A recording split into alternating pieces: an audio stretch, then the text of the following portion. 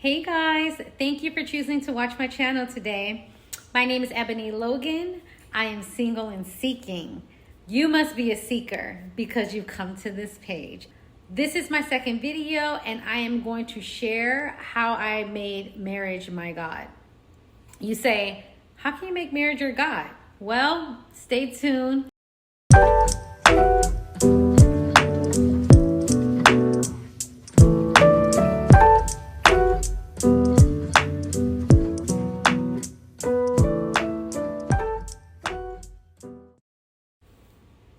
Hey seekers, thank you for choosing to share this moment with me.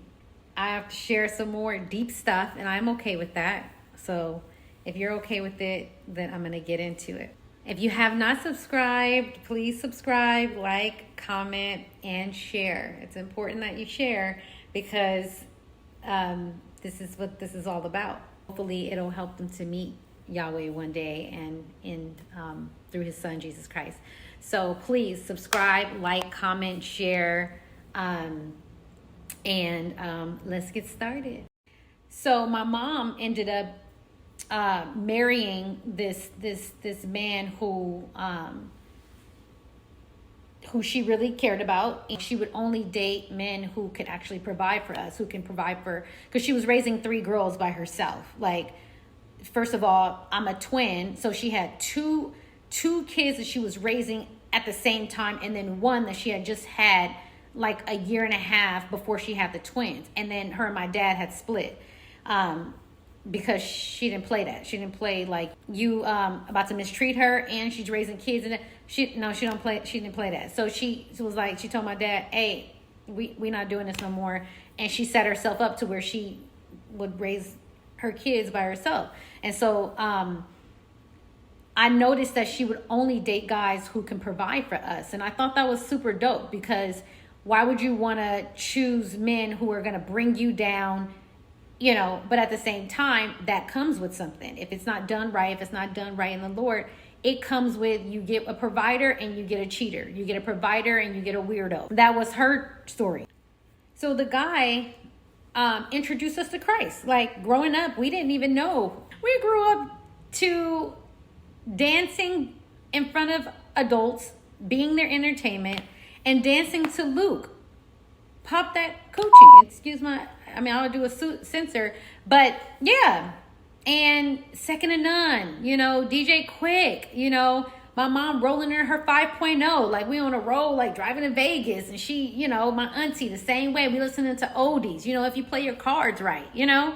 So I'm so old, but this was our life. And so this man comes into our life. He introduced us to Christ. We started going to church with him. I think I maybe went to church once or twice in my life. I don't really know, but I come to know Christ, and here I am. It's just been introduced. It's not like I'm not convicted about anything. Only thing I am convicted about is that Jesus Christ is Lord, right? But I'm not convicted about my ways in life and how I got to do life and what I'm doing. So again, I'm still dating guys, you know, meeting them, having sex before marriage, all this different stuff. And I'm just looking for that guy that treated me great the first time. I'm looking for that again.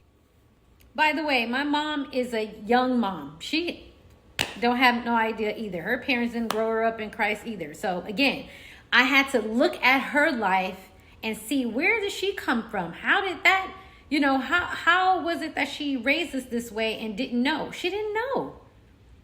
So that's how your healing journey starts. You go back and you dig back. Well, who raised my parents and what? And so most of our parents had no idea, and they're just doing the best they can. So I'm literally like thinking to myself, like, no, there's no one to teach me how to be, how to live, how to be loved, no one, right? So I'm in this place where I'm just looking for the guy. I'm looking for the same feeling that I got from that guy. He was taking care of me, because now I know, dude, you messed up, you know? And so go find that. So I couldn't find it. I kept getting my heart broken. This stuff kept happening. And I wasn't sitting down with it. I was like, well, whoever wanted to be with me, if I saw that they had something, if I saw that they could, you know, we vibed, I was giving them an opportunity. I was giving them a chance. Still no identity, right? So I get to a point where I was sick of being hurt and just mistreated. And so I went on a hiatus. I go on this hiatus and I'm saying, I'm not dating anybody. I'm not dating anybody. I'm not choosing well. I knew that something was wrong. I was like, I'm not choosing well. I'm continuously getting my feelings hurt. I'm continuously hurting people's feelings because I was doing that too. Let me not make myself exempt. But I was, the guys that I thought was cute, but didn't have nothing. I would try with them, and then no. And then the ones that had money but wasn't cute, whatever, I would try with them. Something, it wasn't working. Something wasn't right. So I was like, let me give this God thing a moment. Let me spend time. Let me get to know God, right? And as surely as I was thinking to do that, and I was really convinced to do it, I'm working at Bloomingdale's. And I meet this, I didn't meet him. I'm doing my job, minding my own business. And this young man is staring at me. I'm walking to the backstock room and this young man is staring at me like he just met the woman of his dreams. And I assure you, I'm walking like I'm doing my job. I'm just, and that time in my life, I was just like extra. So I'm doing my thing and I'm minding my own business. And this guy is staring at me like he just met the woman of his dreams. So I go back to the stock room and start stocking all the stuff and fixing the stock room. And I stayed back there for a while. And I thought to myself, if he's still out there, then maybe it is my husband. So I come out after probably like an hour, you guys. And this dude is still there in the same spot, staring in my direction. Now that 15 years have passed, I'm thinking it was the enemy who said that. Because everything that transpired after that shows that I was literally so desperate for a man to love me that I kind of put up with some stuff that I shouldn't have put on firsthand. I mean, he did something against me when we first met, and we weren't together, but he did something to me that was like, I shouldn't have forgave it, but I did. And then that was the result of our demise of our relationship because he did it again, but it was on a whole nother level.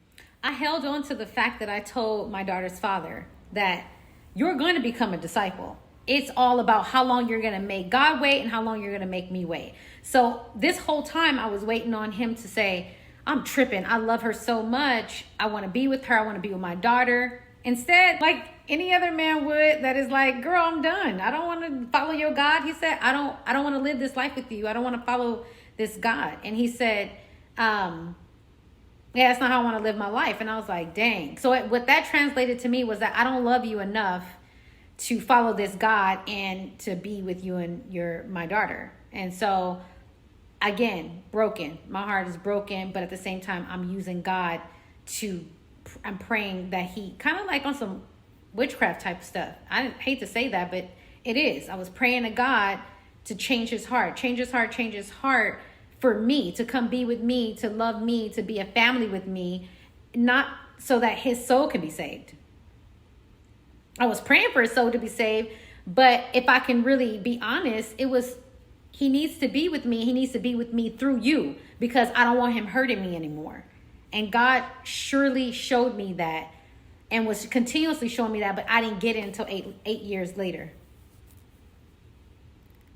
That's because I had no idea that I had made men and marriage my God.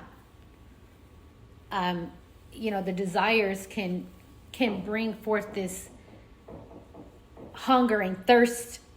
Man, if you're hungering and thirsting for anything other than Yahweh, other than Jesus Christ, then it's your God. We make a lot of things our God when we don't have a relationship with him. And so when we find out that we have made these things our God, like sex, just wanting to cuddle with somebody, comfort, we can make that our God. We can make, drugs our God. We can make alcohol our God. Like whatever you run to that is not, or whatever you think is more suffice, and that it's more substantial, or it's comfort, or it's like it saves you. Whatever you feel like saves you, it's your God, and you chase after that. And sometimes we just don't know that we're doing it. Most of the times we don't know. And when somebody call it out, we defend it because we're like, no, you're not. It makes us look bad. It's like a kind of like it's a mirror in your face kind of deal thing.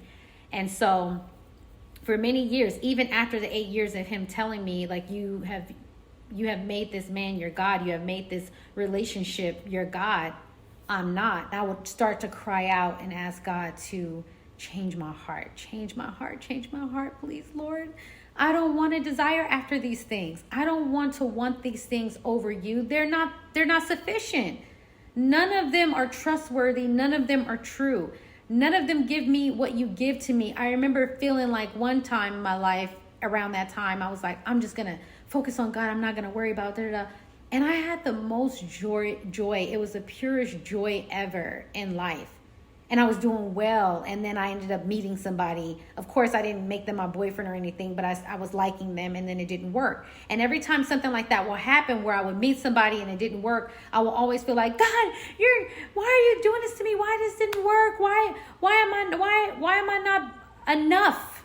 I felt like I wasn't enough to call me your girlfriend, to, whatever. Or I would meet a guy again. This whole trajectory of this back and forth thing started happening because my heart was broken, and I was running to, every time I would get solid with God, and I would be in this moment with him where I felt like I was, in this good state of mind. I'm like, okay, now it's time to meet somebody. Like, it's time to meet somebody else. And it's like, it never happened. It never happened the way I thought it would. So one situation happened really quick, and I'm gonna land the plane. This dude slid in my DM so hard, y'all, and he was so fine. I was like, is this real? Is this really happening? He was so handsome. Everything about him was handsome. Just the way he spoke, the way he acted, everything. Handsome, everything. Body, tight, everything was great. I was like, okay, this must be a test. And even though I thought that, I still was like, go, like, it was like, oh, let's give it a try. And I did. I gave it a try, and I had been celibate for, I was celibate for a long time. And I thought to myself, I'll just go on a date with him and it'll be fine, whatever. I guess I was trying to test and see where I was in my walk with God. I literally fell short of the glory of God with this guy. And I should have known I was going to. This situationship was such a hot mess. I was just like, dude, you did not spend time being single and going through the motions with God to get here and to still be attracting this. And to be okay with, like, moving forward and hanging out with this guy and no, you didn't spend all this time to do that. And not only that, girl, you have identity now. You don't have to do this. So I started crying out in my closet. I told God, because after so long, I'm like, I've been walking with you for such a long time. I'm still struggling with this. I told him, if you don't take this from me, this desire to want to be married, this desire to want to see what it is, this desire to be married outside of who you send my way, this desire to want to have sex before marriage, if you don't take it from me, kill me. Because I noticed that was the dangling carrot that the enemy would always use to get me, to throw me off. And I didn't want to be thrown off anymore. I wanted God to choose my husband for me. I wanted that so deeply because I knew I wasn't choosing well for myself. I knew that, my desires were great in that area, and I wanted to be cleansed from it. I no longer wanted to desire anything more than I desired God. So I started making these huge claims. I'm like, if you don't take it from me, kill me. I don't want to live. I don't want to live if I'm not living for you. I know I'm extreme. So he did just that. Obviously, he didn't physically kill me, but he spiritually inserted desire for himself in me where it killed the flesh. And he gave me hot flashes. I started pre-post menopause. It's okay. I'm only laughing. I'm only laughing because When you ask God for something, you very well better be ready for whatever it is that he wants to do. And I was ready. I was actually ready to physically pass away because I didn't know if I could be delivered from that. But what he did was he blessed me with more grace, with more patience. He blessed me with more identity. He started telling me who I was to him. He started showing me that I could trust him. He just started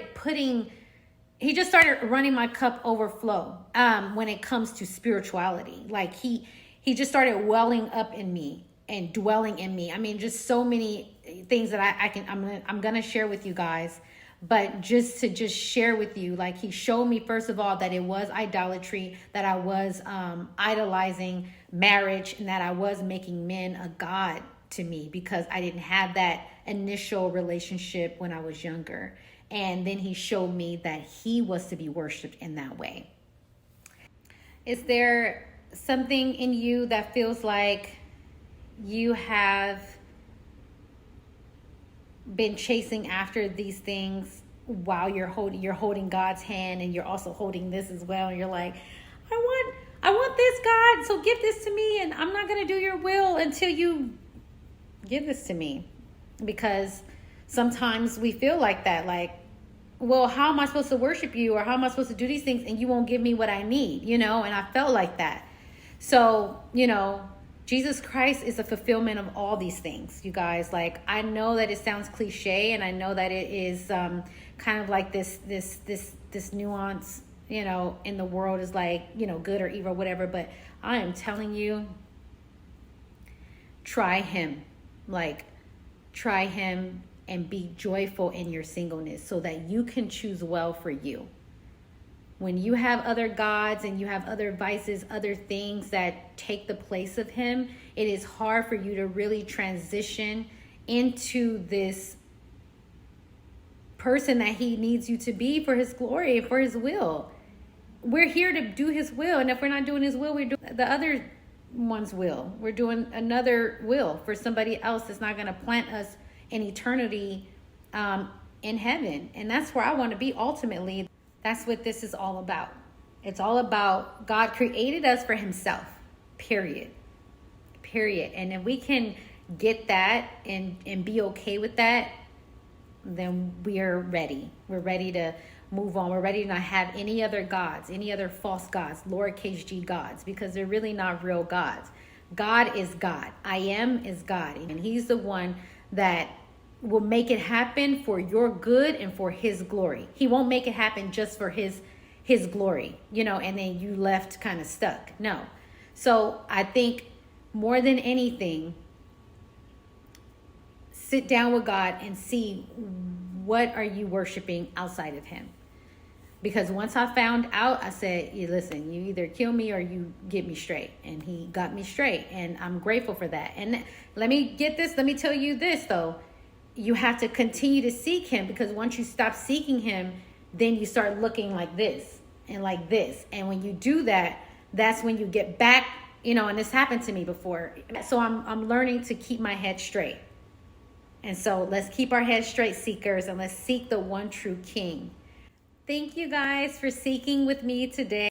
I'm appreciative of your partnership with me and being on this journey as seekers. And so don't forget to like, subscribe, comment, and share. I would really appreciate that. I truly appreciate it. It helps me. I will see you next week.